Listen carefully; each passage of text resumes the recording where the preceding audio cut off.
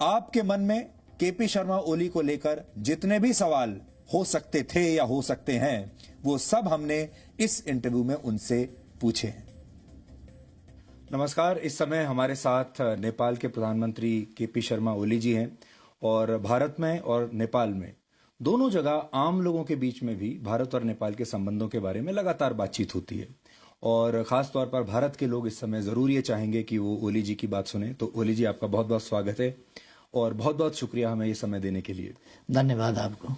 ओली जी, भारत और नेपाल हमेशा राम लक्ष्मण की तरह रहे हैं और आप तो अक्सर रामायण के बारे में बात करते रहते हैं, लेकिन अब ऐसा लगता है कि लक्ष्मण जो है वो ये कहने लगा है राम से कि अब मुझे भी बराबरी का दर्जा चाहिए और अब हम बराबरी के हिसाब से रहेंगे।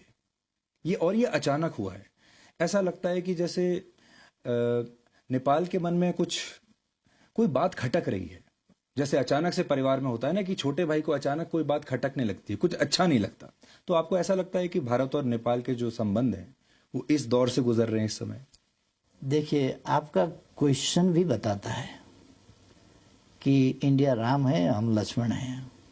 इसके कई अर्थ होते हैं। इंडिया भगवान है, हम उसके छोटे भाई हैं। इंडिया बड़ा भाई है, हम छोटे भाई हैं। मैं कहता हूँ भूगोल में, जनसंख्या में छोटे और बड़े हो सकते हैं, मगर हम हमेशा से सार्वभौम समानता की बात करते हैं। अर्थात हम छोटे या बड़े नहीं हैं। साइज में छोटे बड़े हो सकते हैं, मगर राष्ट्र के रूप में, एज ए नेशन, एक देश के रूप में छोटे बड़े ये फीलिंग रखेंगे तभी बॉस होता है। इसमें कुछ जरूर कुछ प्रॉब्लम इस सेंटिमेंट में है और हम चाहते हैं कि हम दो देश, सार्वभौम सत्ता संपन्न देश, सुवरेन देश, दो पड़ोसी देश, दो पड़ोसी मित्र देश जो एक रीजन में रहते हैं, हमारा संबंधों को उसी तरह से जानना चाहिए। ये पुराने जमाना नहीं है, ये कॉलोनियल एरा नहीं है, ये एरा स्वाधीनता का एरा है, पारस्परिक सम्मान का एरा है। एक चीज ये है जिसको हमें मानना चाहिए। दूसरा, हाँ, डिबेट हो रहा है, डिबेट चलता है। डिबेट ही सत्य को बाहर लाता है। वादे वादे जायते तत्वबोध। बहस ना करें तब सत्य को पता लगाना भी मुश्किल हो जाएगा। इसलिए हमारा ट्रेडिशन भी है। जब दुनिया अंधकार में थी, त्रेता युग में जनकपुर में यज्ञवल्क्य, गार्गी, अष्टवक्र वगैरह बहुत सारे ऋषियाँ और विदुषियाँ शास्त्र के बारे में, दर्शन के बारे में, जीवन जगत के बारे में विवादें करते थे। तब दर्शन का अभ्युदय हुआ। दर्शन यहीं से पैदा हुआ था ना। हालांकि यूरोपियन सब दर्शन का, साइंस का उद्गम अरस्तु से मानते हैं।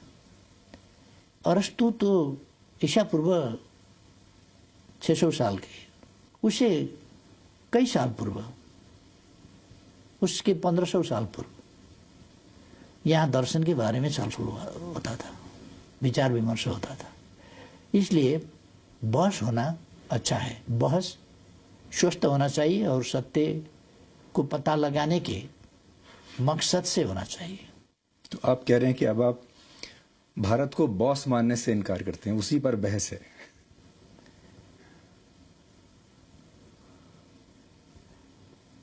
अब भारत अगर कल समझता होगा, आज भारत अपने को बॉस नहीं समझता, इसलिए उस पर बॉस का। और आपको लगता है कि बॉस नहीं समझता लेकिन बड़ा भाई समझता है?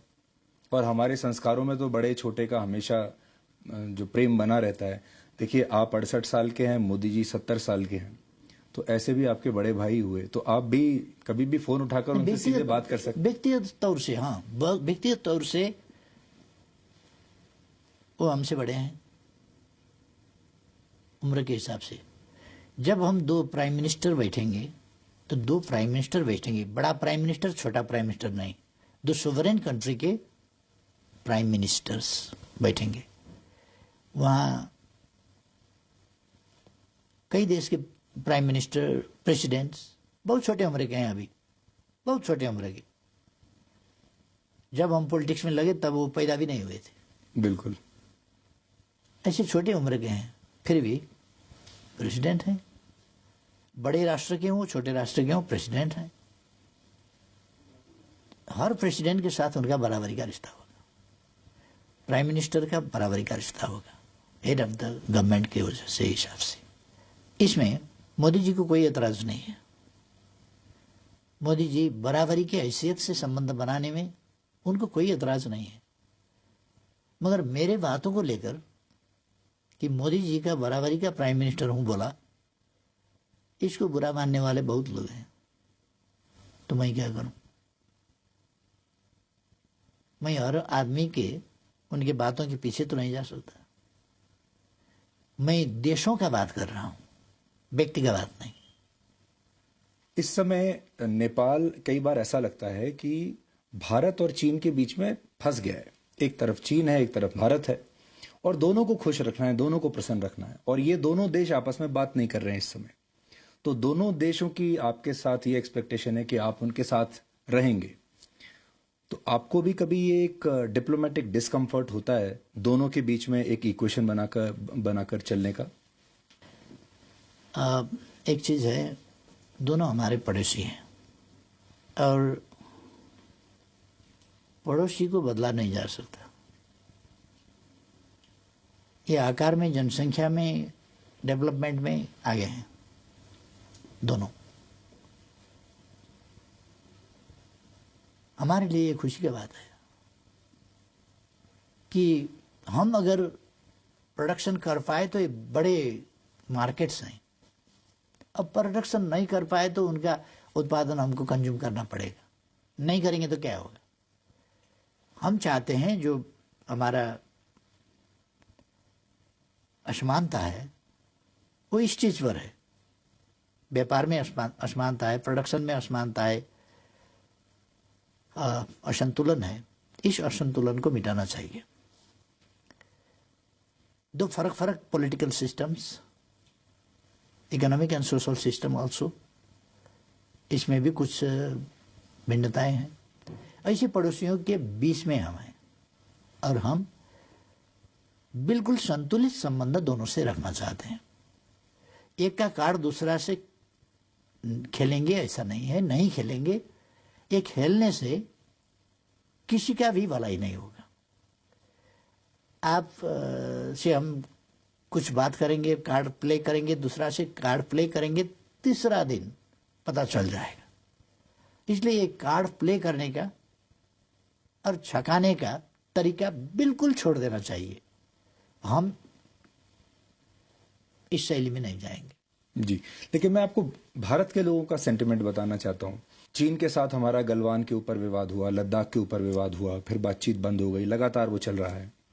जैसे ही वो हुआ, अचानक आपने काला पानी के बारे में स्टेटमेंट दे दिया, आपने भी नक्शा बदल दिया, और लोगों को ये लगने लगा कि ये सब कुछ एक साथ क्यों हो रहा है, अचानक क्यों हो रहा है। और लोगों को ये लगा, भारत के लोगों को, कि नेपाल जो है इस समय, नेपाल को तो चीन के खिलाफ कोई स्टेटमेंट देना चाहिए था। जैसा कि देखिए, भारत को बहुत समर्थन मिला बाकी देशों से, अमेरिका से मिला, फ्रांस से मिला, बाकी लोगों से भी, जो लोगों ने कहा कि इस तरह का वायलेशन एलएसी का नहीं होना चाहिए। लेकिन नेपाल ने नहीं दिया, बल्कि नेपाल ने कहा कि अब मुझे भी मेरी टेरिटरी चाहिए। आपकी बात जरा भटकाने वाली है, बुरा मत मानिएगा, क्योंकि गलवान से हमारा लेना देना कुछ नहीं है। आपको मैं समझाऊं, दिल्ली ने 8वां एडिशन अपना मैप पब्लिश करवाया। कश्मीर और लद्दाख का बात था, वहीं पर सीमित रहता हो जाता। फिर नेपाल का टेरिटोरी, उसमें नेपाल का टेरिटोरी को शामिल करने का कोई ज़रूरत नहीं था। हमने उस नक्शे के ऊपर डिप्लोमेटिक नोट भेजा, वार्ता का प्रस्ताव रखा और वार्ता के जरिए यहाँ पर मिसअंडरस्टैंडिंग नहीं होना चाहिए, इसको समाधान करना चाहिए। आप लोगों ने जो 8वां एडिशन छपवाया, ये ठीक नहीं हुआ, ये हमने बोला। उसका कोई पॉजिटिव रेस्पॉन्स भी नहीं हुआ। अब गलवान से हमारा क्या लेना देना है? आप नक्शा छपवाते हैं उसी वक्त, तो हमको लिखना पड़ा कि ये नहीं करना चाहिए था जी। और फिर रास्ता बनवाया गया हमारी टेरिटरी पर और इनागुरेशन किया गया, उद्घाटन। हमने फिर डिप्लोमेटिक नोट लिखा, रिक्वेस्ट किया, बातचीत किया जाए, ये ठीक नहीं हुआ। और गलवान से क्या लेना देना है? वहां उद्घाटन होता है, हमने विरोध किया उद्घाटन का, गलवान से मिलाकर उद्घाटन क्यों किया गया? उसी वक्त उद्घाटन करने का क्या जरूरी था? अच्छा, आपको लगा कि अब आप बताइए। जी। गलवान से हमको क्यों जोड़ते हैं? और दूसरा, दूसरे देशों का पॉलिटिक्स, किसी का साइड लेने का पॉलिटिक्स हमारा पॉलिटिक्स नहीं है। हमारा पॉलिटिक्स है पॉलिटिक्स ऑफ न्यूट्रलिटी, तटस्थता का हमारा नीति है। हम दोनों पड़ोसियों के बीच तटस्थ रहेंगे। वार्ता नहीं हो रहा है तो हम वार्ता शुरू कराने की कोशिश करेंगे।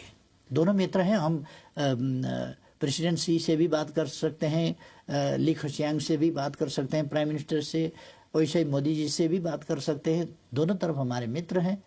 हम दोनों मित्र के बीच में जो मिसअंडरस्टैंडिंग है उसको हटाने में और संबंधों को, ऐसा ही तो कहते हैं सबसे बड़ा ताकत क्या है? मित्रता।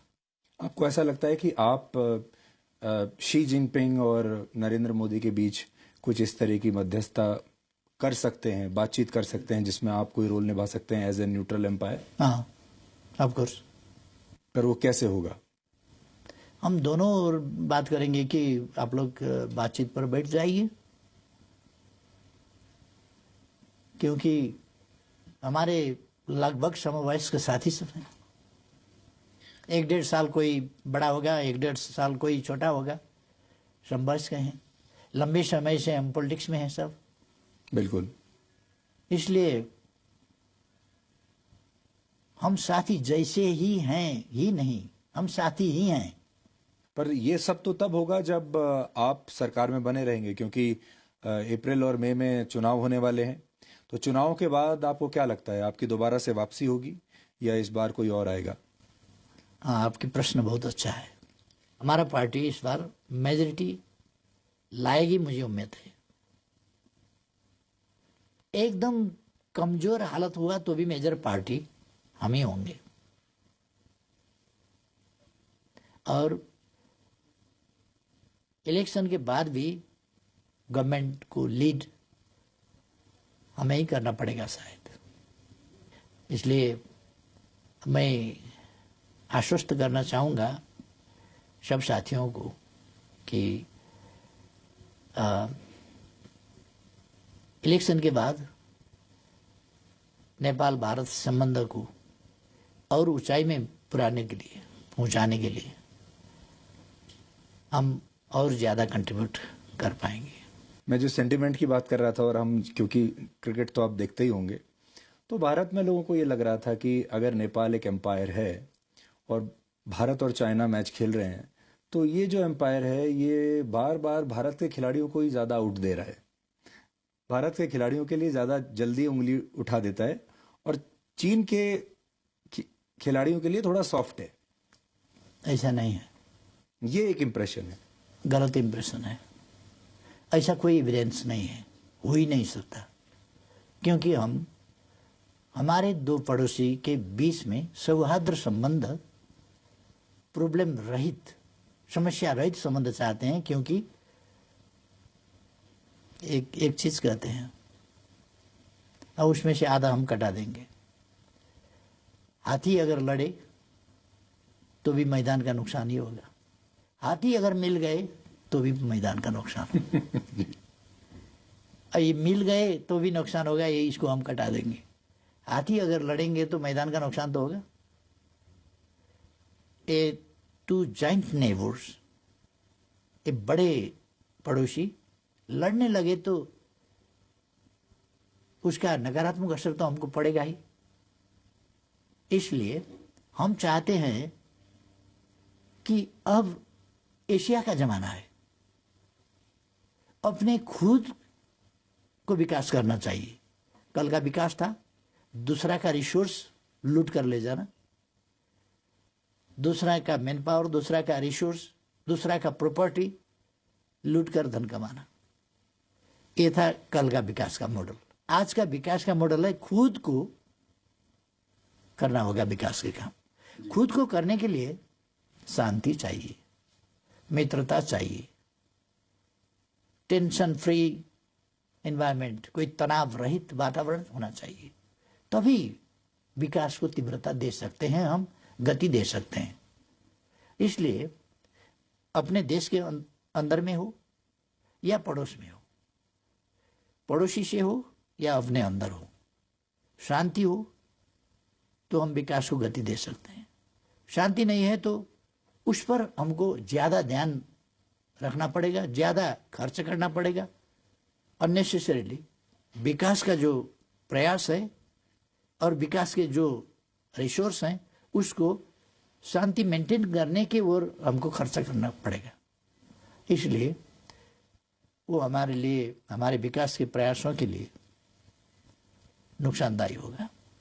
इसलिए हम चाहते हैं कि हमारे पड़ोसी में अच्छा संबंध हो, विश्वास का वातावरण हो, भरोसा योग्य मित्र बने, कि एक अर्का पर संदेह हो, हम आप मित्र हैं मगर संदेह है आपके ऊपर, साथ में सोए हैं, नींद नहीं आएगी, क्योंकि नींद आ जाएगी मैं सो जाऊं तो मित्र क्या करेगा, मित्र के नाम में बड़ा खतरनाक आदमी मेरे पास में सोने का बहाना कर रहा है, खतरा है, तो नींद नहीं आएगी। आपको किसके साथ अच्छी नींद आ रही है आजकल? आजकल का बात नहीं, नेपाल जो, चीन या भारत? नेपाल जो अस्तित्व में है वो संतुलित नीति के साथ, न्यूट्रलिटी, ये तटस्थता के नीति के साथ किसी का पक्ष नहीं लेना।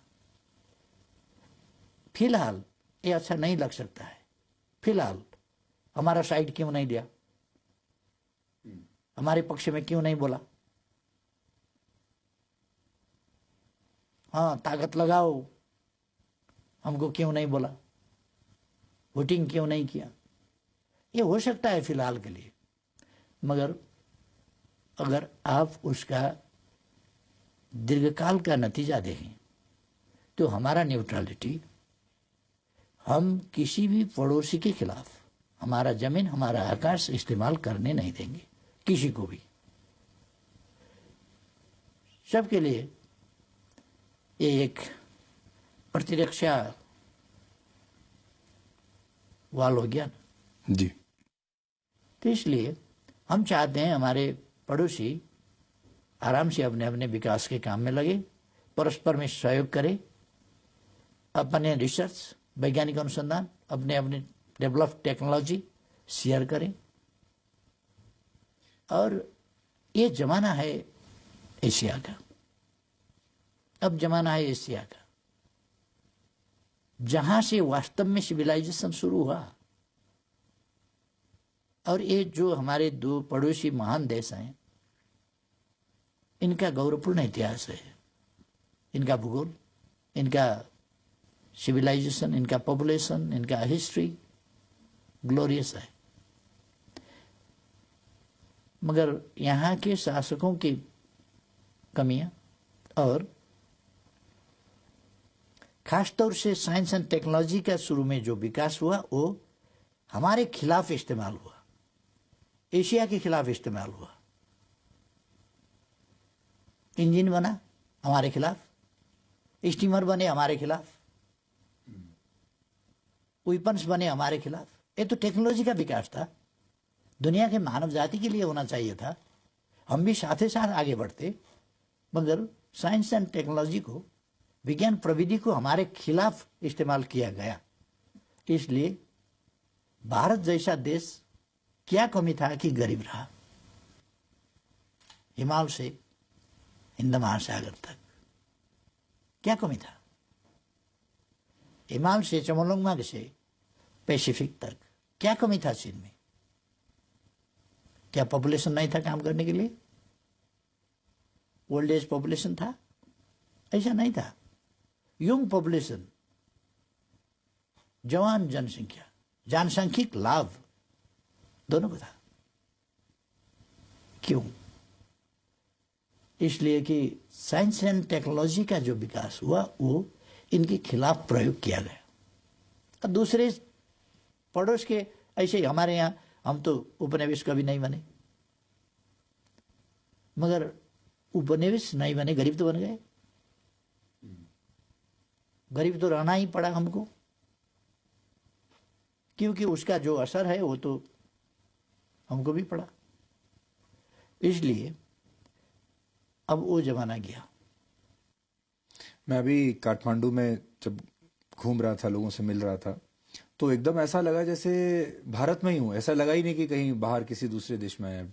कल्चर, संस्कार, सब कुछ भारत जैसा है। भाषा, और भारत में तो कहते ही हैं कि रोटी और बेटी का रिश्ता है नेपाल के साथ। आपको ऐसा लगता है कभी कि यह रिश्ता आपका कभी चीन के साथ भी हो सकता है? ये जो भारत के साथ जो विशेष रिश्ता है, स्पेशल है, ये कभी चीन के साथ भी हो सकता है? चीन के साथ भी कभी आपके पोरस बॉर्डर्स हो सकते हैं कि कोई भी नेपाली जाके कभी भी चीन में काम कर पाए, कभी भी जाके चीन में शादी कर ले। चीन इन्वेस्टमेंट के लिए अच्छा हो सकता है, उसके पास पैसा हो सकता है, बट आपको कभी ऐसा लगता है भविष्य में चीन के साथ भी ऐसे आपके संबंध हों, या ये भारत के साथ ही संभवता हो? जो एक बार हो गया वो हो गया, शायद आज वैसा भी ना हो पाता। देखिए, मैंने इससे पहले का इंटरव्यू में बोला कि मैं नेपाल के बारे में ही बोल नहीं रहा हूँ। जब मैं हमारे सभ्यता का, हमारे इतिहास का बात करता हूँ, हमारे पूर्वजों का बात करता हूँ, हमारे ऋषियों का बात करता हूँ, संतों का बात करता हूँ, तो हम उत्तराखंड, ये हिमवत खंड का बात करता हूँ। हिमवत खंड दुनिया का ऐसा जगह है, ये प्रकृति का अनुपम सौंदर्य ही नहीं, ये खनिजों का खानी भी है। यहाँ का हवा पानी ऐसा है कि यहाँ के लोग ऋषि महर्षि विद्वान बन जाएंगे। मैंने कहा कुछ पहले भी कि हमारे यहाँ 3000 साल से पहले शल्य क्रिया, चिकित्सा शास्त्र का विकास हुआ था। चिकित्सा शास्त्र का इसका प्रमाण है अभी भी चरक संहिता में हम देख सकते हैं। हम शल्य क्रिया का विकास देख सकते हैं सुश्रुत संहिता में 3000 साल से पहले। बाकी दुनिया तो अंधकार में था। हमारे यहाँ नवग्रह का अवस्थिति और उनका गति, नक्षत्रों का, ग्रहों का अवस्थिति, 12 राशि हमारे पूर्वजों ने बांटा है।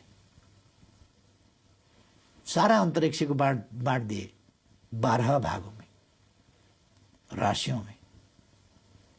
और कितने नक्षत्र हैं, कितने क्या हैं, कितने क्या हैं, ग्रह कितना है, उपग्रह कितने हैं। और मैंने कहा कि न्यूटन ने नहीं, न्यूटन से 500 साल पहले, 500 साल पहले कम से कम 16वीं शताब्दी का न्यूटन हुए कि 12वीं शताब्दी में 1150 में भास्कराचार्य ने गुरुत्वाकर्षण का सिद्धांत पता लगाया था और कैसे वृक्ष से फल जमीन पर गिरते हैं, क्यों, जिसको देखकर गैलीलियो चकमा गए थे। न्यूटन वगैरह को बहुत खोज करना पड़ा था, क्योंकि हमारा जो नॉलेज था वो विस्तार का अवसर नहीं मिला, उसको रोका गया।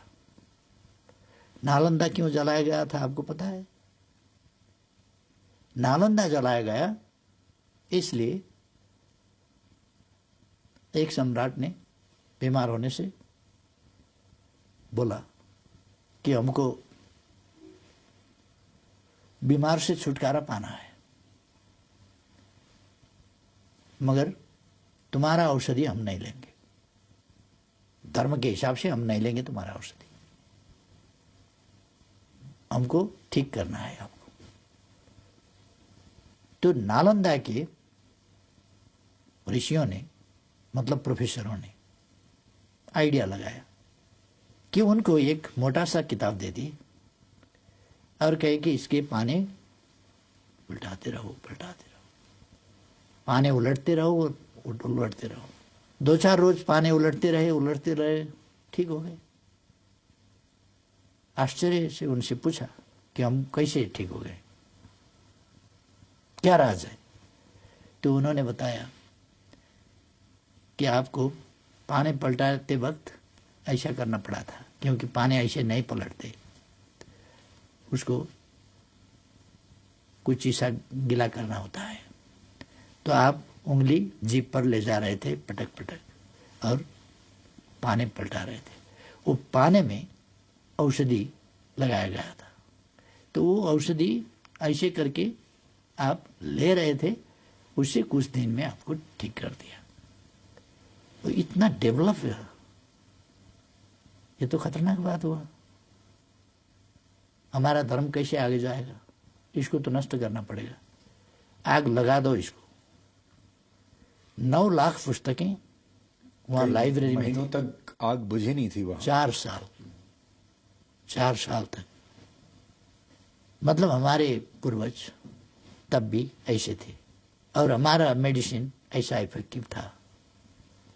वो धरती का हम बात कर रहे हैं, धरती का इस भूखंड का बात कर रहे हैं, जिसको हमें समझना चाहिए। और आपने जो पूछा, इन सब बातों से उलझना हमें नहीं चाहिए। ये उलझने की बात है।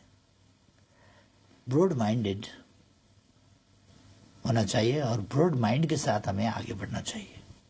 आगे बढ़ना, कहां पर छिद्र है हमको देखना नहीं है, छिद्र में उंगली डालकर बढ़ाना नहीं है, छिद्र हमको ढूंढना नहीं है, अगर सामने आया निपटाना है, आगे बढ़ना है। तरीका हमारा ये होना चाहिए। इसलिए हम भारतीय भाइयों और बहनों को रिक्वेस्ट कर रहा हूं कि हमें कोई असमझदारी रखने की कोई जरूरत नहीं है। हम 2 पड़ोसी देश हैं, आकार में छोटे बड़े हैं, मगर राष्ट्र की हैसियत से बराबर है। और इस समता के भाव से हमें आगे बढ़ना चाहिए। पिछले कुछ महीनों से जब हम आपको लगातार ऑब्जर्व कर रहे थे, तो हमने ये भी देखा कि आप एक प्रधानमंत्री तो हैं, नेता भी हैं, लेकिन आपके अंदर एक हिस्ट्री का प्रोफेसर भी है, एक दर्शन का प्रोफेसर भी है। और हाल के दिनों में आपने जितने लॉजिक्स निकाले, चाहे वो काला पानी, वो भी आपने हिस्ट्री में से निकाला, वो पूरा नक्शे की बात। रामायण के बारे में आपने कहा, वो भी आपने पूरा माइथोलॉजी से और हिस्ट्री से ही निकाला। तो बहुत सारी चीजें आप आजकल निकाल रहे हैं। तो कई बार मुझे लगता है कि भारत के जो नेता हैं या सरकार है, उसको एक प्रधानमंत्री और सरकार से नहीं, एक हिस्ट्री के प्रोफेसर से भी डील करना पड़ेगा। तो इसलिए हिस्ट्री, एक आपके साथ शायद हिस्ट्री पर भी वाद विवाद करने की जरूरत पड़े। हाँ, अगर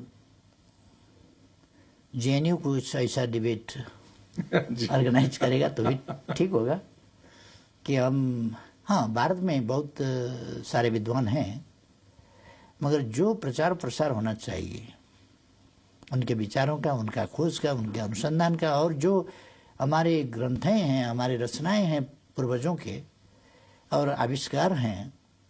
हमारे पूर्वज ऐसे इनोवेटिव थे और ऐसे रिसर्चर थे जिन्होंने कोई ऐसा पौधे का, पेड़ों का पत्ता नहीं छोड़ा होगा जिसको सीखा नहीं किया होगा। आपने ये भी देखा होगा कि भारत में 2014 के बाद, जब से प्रधानमंत्री नरेंद्र मोदी बने, एक राष्ट्रवाद की लहर आई है, एक नया अलग माहौल बना है।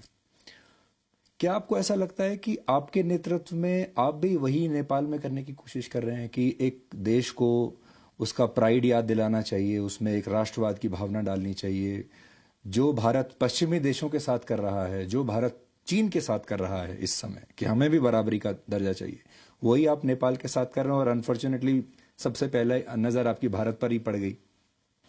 बात ऐसा है, आज का जमाना ही, मैंने शुरू में ही कहा, ये औपनिवेशिकता का जमाना नहीं है, उपनिवेशवाद का जमाना नहीं है।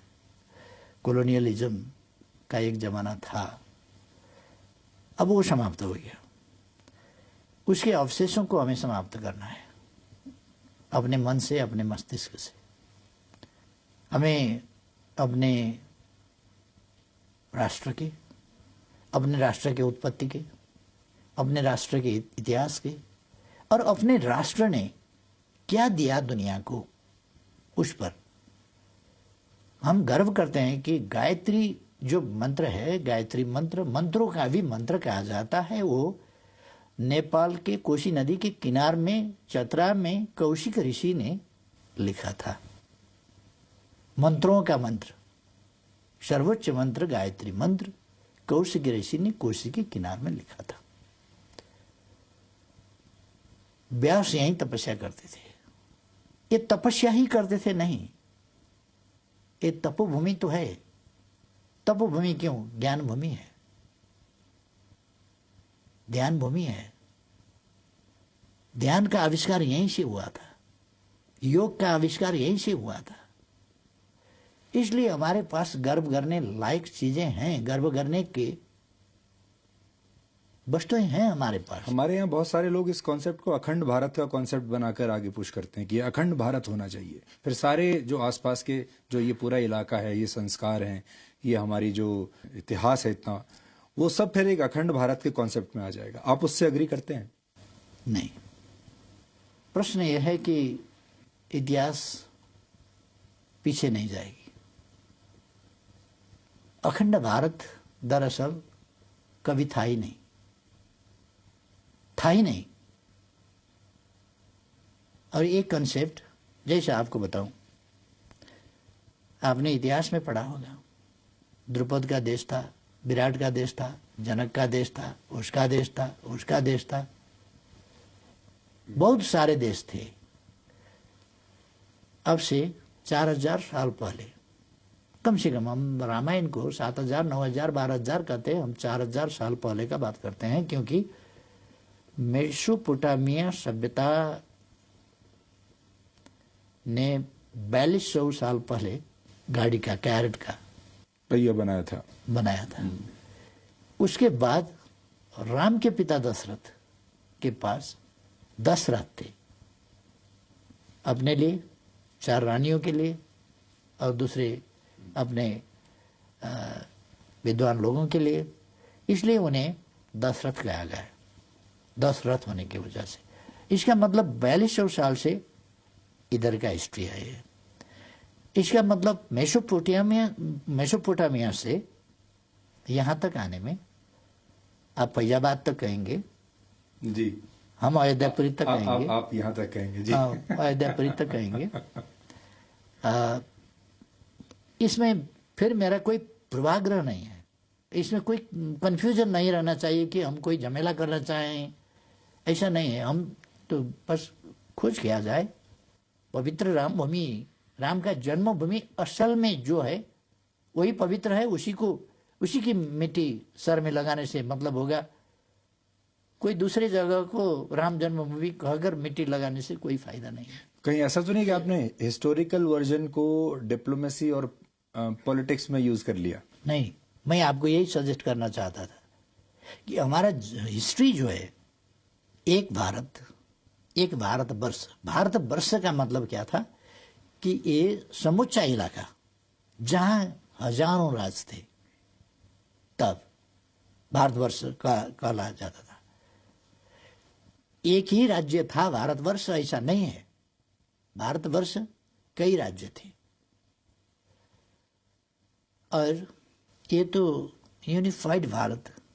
दरअसल मैं सजेस्ट करना चाहूँगा, सुझाव देना चाहूँगा कि यूनिफाइड भारत बना कब, ये सचमुच में हिस्ट्री को जानना चाहिए। कल्चरली एक बनना दूसरी बात है, मगर देश कई थे। त्रेता युग में भी कई देश थे। द्वापर युग में कई देश थे। विराट राजा का विराट दरबार, हस्तिनापुर, द्वारका, गोपालों का राज था, वहाँ यदुवंश का राज था। हस्तिनापुर में दूसरा का था, दूसरी जगह दूसरा का था, दूसरी जगह दूसरा का था। ऐसे बहुत राज्य थे। राज्य बनते थे, टूटते थे, जीता जाता था, हारा जाता था। वो समय ऐसा ही था। माइट इज राइट का जमाना था। जिसने जीता जीत लिया। कोई संयुक्त राष्ट्र संघ तो नहीं था। पीस कीपिंग फोर्स भी कोई नहीं भेजता था तब। जिसने समेटा और खदेड़ दिया। हाँ, इसलिए कभी था ही नहीं भारतवर्ष। भारतवर्ष एक हिमवत खंड का, अफगानिस्तान से लेकर म्यांमार तक, बर्मा तक का भूमि, उत्तराखंड के हिमवत खंड, ये हिमवत खंड के अंदर भारतवर्ष था। साउथ एशिया को भारतवर्ष कहा जाता था। इसको नामकरण इसलिए रीजन को, मगर कई रास्ते, अभी जैसा 7-8 देश नहीं, तब हजारों देश थे। आपको पता है 556 देश राजे रजौटे थे इंडिया में जब ब्रिटिश आए। बिल्कुल बिल्कुल थे, और सरदार पटेल को बड़ी मेहनत करनी पड़ी। तो इसलिए ये बहुत बात तक, आप जानते हैं, पंजाब का अपना कल्चर है, भाषा है, संस्कृति है, वेशभूषा है, सब। बंगाल का बंगाली, उसका डिश, उसका भाषा, उसका कल्चर, उसके वाद्य वादन, ये सब ये अलग अलग है, अलग अलग थे। ये अब एक भारत बन गया। हमारे यहाँ 123 से ज़्यादा, 125 जाति और भाषाभाषी है। उतने ही भाषा हम बोलते हैं। ये हमारा एक देश है जी। पहले यूरोप का और हमारा बनावट अलग अलग है। यूरोप एक भूमि, एक भाषा, एक देश, एक संस्कृति, एक राष्ट्र। हमारा ऐसा नहीं हुआ। हमारा डाइवर्सिफाइड है, विविधता युक्त है। जी, मेरा आखिरी सवाल आपसे ये है, तो फिर भारत और नेपाल का ये जो कल्चरल अलाइनमेंट है, पुराने जो चलता आ रहा है, हिस्टोरिकल अलाइनमेंट है, ये कैसे बना रहे इस समय, वो आप कैसे इंश्योर करेंगे? और जो हाल की ये जो विवाद हुए हैं, ये आपके हिसाब से कैसे सुलझ सकते हैं ताकि वही पुराना जमाना लौट आए? क्योंकि देखिए, उधर चीन भी बहुत विस्तारवादी सोच वाला देश बन रहा है, तो आपका सजेशन क्या होगा? हाँ, चीन के बारे में इंडिया का रीडिंग, फीलिंग एक हो सकता है। आपने हमसे उस पर सहमति असहमति कुछ ढूंढा भी नहीं, और हमको बताना भी जरूरी नहीं है। नहीं, आप भारत के पर्सपेक्टिव से सहमत हैं या नहीं है? जब भारत के बारे में बातचीत कर रहे हैं, भारत से कई भाषाएं हमारा मिलता जुलता है। जैसा अभी मैं हिंदी में बोल रहा हूँ। जी बिल्कुल। टूटी फूटी हिंदी, ये पढ़ा हुआ हिंदी नहीं है, ऐसा ही बोल लिया। हमारे यहाँ बहुत सारे लोग हिंदी ही नहीं, नेपाली भी नहीं समझते। कई भाषाभाषिकाएं हैं। और एक चीज आपको समझना चाहिए कि हमारा परसेप्शन क्या है। हमारा कोसी नदी है, गंडकी नदी है, कर्णाली नदी है, जो भारत में जाते हैं, उनकी मछली को बॉर्डर पता चलता है? ये बॉर्डर पता भी नहीं चलता। हमारे बॉर्डर इलाका में जो चिड़ियाएं हैं वो इधर से उधर जाते हैं, उधर के गाछी में बैठते हैं, इधर आते हैं, इधर के गाछी में उधर के धान खाते हैं, इधर के गेहूं खाते हैं। इनको बॉर्डर का पता नहीं है। पर उनको अब नया ये नक्शा दिखाना पड़ेगा आपका? इसको मानना पड़ेगा। उनको नक्शा दिखाने का जरूरत नहीं है। नक्शा हम आपको देखना होगा कि असलियत क्या है। अब इसमें हमको ये चाहिए कि हम दरअसल सच्चाई को कबूल करें, तथ्यों को मानें और फीलिंग को समझें। ये जरूरी है।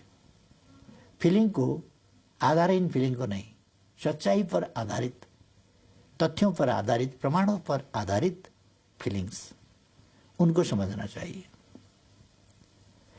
इसलिए इंडिया ने नक्शा छापा नहीं है। इंडिया ने तो नक्शा छापा है अपना देश का। तो हर देश अपने नक्शा छापते हैं ना, अपने टेरिटोरी को समेट कर छापते हैं ना। विवाद है तो नहीं, नक्शा नहीं छापते। अब पाकिस्तान के साथ आपका विवाद हो गया, आप नक्शा तो छापते हैं, अपना टेरिटोरी जो मानते हैं आप उसको मानकर। पाकिस्तान जो अपना टेरिटोरी मानता है उसको मानकर फिर छापता है। जब जिस दिन वो विवाद निपटारा हो जाएगा, एक ही प्रकार का नक्शा बनेगा। हाँ, ये है बॉर्डर। अगर चीन ने ऐसा किया होता तो आप चीन के साथ भी ऐसे ही करते? मैं आपको ये बताऊं कि हम सोवरेनिटी के, टेरिटोरियल इंटीग्रिटी के सवाल में किसी से कम, किसी से ज्यादा व्यवहार नहीं करते। किसी ने ऑक्युपाई किया तो अच्छा हुआ, किसी ने ऑक्युपाई किया तो अच्छा नहीं हुआ। किसी ने कुछ गलत किया तो वो भी ठीक है, किसी ने गलत किया तो सचमुच गलत है। ये हमारा इंसाफ नहीं है।